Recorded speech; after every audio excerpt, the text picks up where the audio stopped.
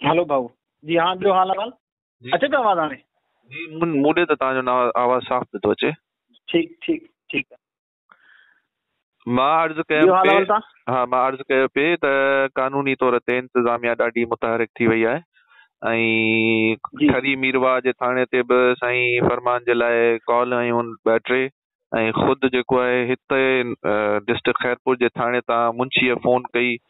सो वॾा मसाइल थी विया आहिनि त पोइ भला हिन मुनाज़रे खे कंहिं ॿिए जॻह ते खणी था हलूं। पोइ हलो भला हलूं शिकारपुर हलूं या ॿिए कंहिं शहर या नौशहरो हलूं। फ़िलहाल इहा शइ आम थी चुकी आहे, सम्झो था। जी जी हाणे जेके बि माना असां ॻाल्हाइण वारा आहियूं न, ज़रूरु असां हुनजी निगाह में आहियूं। जी जेके बि राब्ते में आहियूं हिन उनवान सां मुंहिंजी जेका सोच आहे त बहितर ईअं रहंदो जो ॿ टे ॾींहं जेको हाणे शू थियो आहे न हिन मैसेजनि वग़ैरह जे करे हलण जे करे, त हुनखे थोरो ठारिजे। पोइ जेकॾहिं को ॿी तारीख़ तय कजे मशवरे सां पोइ त वरी पोइ इनशाला लज़ीज़ कहिड़ो मसइलो हिन में न असां को वीडियो रिकॉर्ड कराईंदासीं न तव्हांजे तरफ़ां थींदो, छो त इंतिज़ामिया जो मामिलो आहे न। हा बाक़ी जेके न थिया त पोइ खणी माण्हू को अहिड़ो ॻाल्हि करे हा, सम्झो था। बसि सही आहे। पोइ इन ॻाल्हि ते बि अव्हां चओ था त मुअख़र कयूं था। पोइ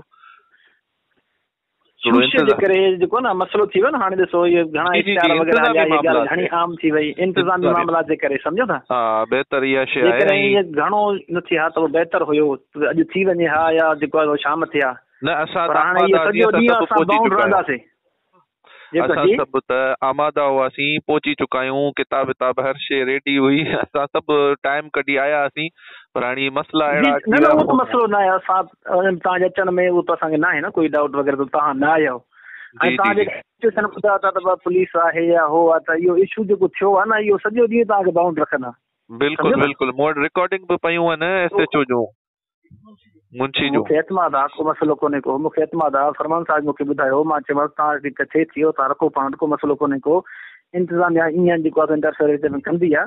पर इहो शू मां चवां थो हाणे ख़तमु थिए थो, हुन खां पोइ वरी कान असांखे डिसाइड कंदासीं।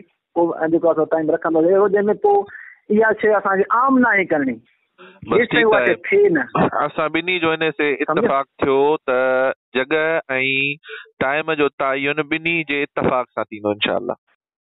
हाँ इंशाअल्लाह, अल्लाह ख़ैर कंदो इंशाअल्लाह। ठीकु आहे न? अल्लाह बहितरी फरमाईंदा। ठीकु आहे ठीकु आहे ठीकु आहे, को मसइलो न। बसि असां तव्हां बि कैंसिल हाणे बाउंड मुनाज़रे बि जी हूंदव, पोस्ट परेशान बि हूंदव। हा मुनाज़रे जी जी कैंसिल हुजण जी पोस्ट हलायूं था असां बि, तव्हां बि भले हलायो। भली भली कानूनी हल पाए। इंतिज़ामिया जे मुतहरिक थियण जे करे असां मुनाज़रो कैंसिल था कयूं। जी जी भली भली भली ठीकु आहे। ठीकु है।